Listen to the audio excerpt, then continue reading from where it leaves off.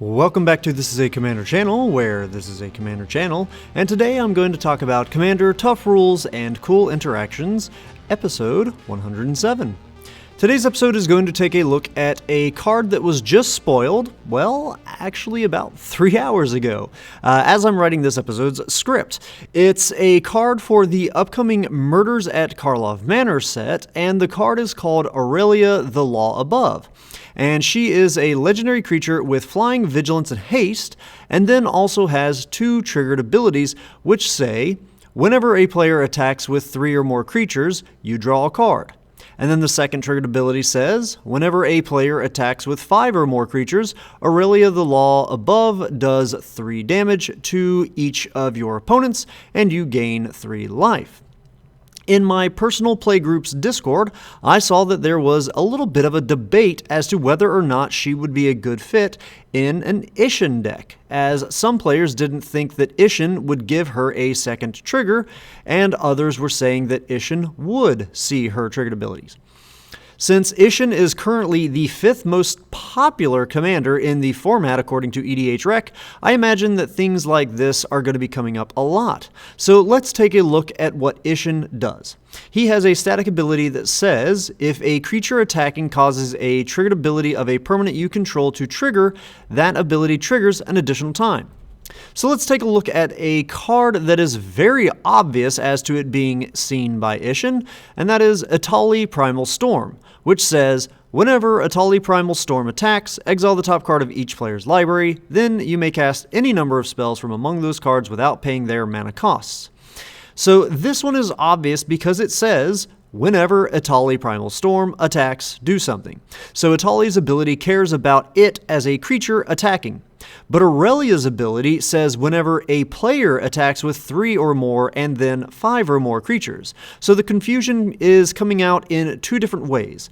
Does Aurelia's specifying that a player is attacking mess things up? And then does the fact that it requires 3 or 5 creatures attacking make it so that Isshin won't see it?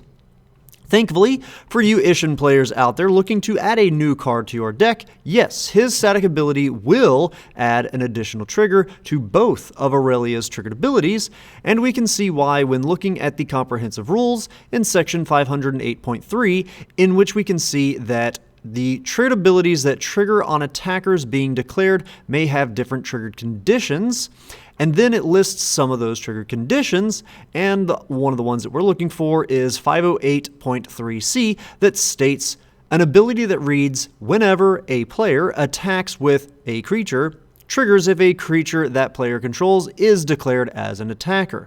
So this is an attack trigger that Isshin will see, whether it's a player attacking with multiple creatures or just a creature attacking and seeing its own triggered ability. I have a bonus question for today's video, actually 2, in a similar vein as to what was just covered. You control Drivnod, Carnage Dominus, which says, if a creature dying causes a triggered ability of a permanent you control to trigger, that ability triggers an additional time.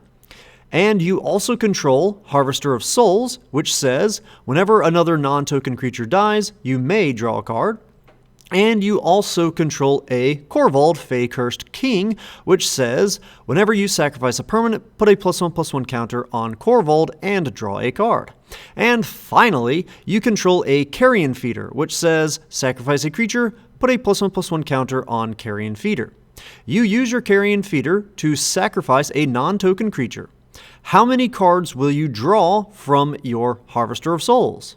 How many cards will you draw from, and how many +1/+1 counters will you place on your Korvold? And how many +1/+1 counters will you place onto your Carrion Feeder?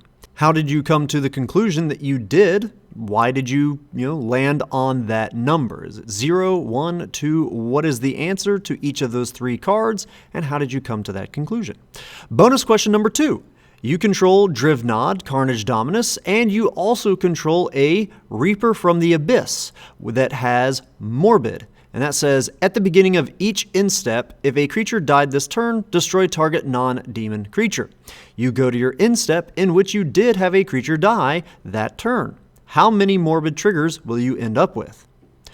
Anyhow, that's all I've got for today's episode. As always, I hope that all of you have found this video to be entertaining at least, and I hope that a few of you have even learned something about the crazy rules in this great game of Magic. Have a good one. Ta-ta!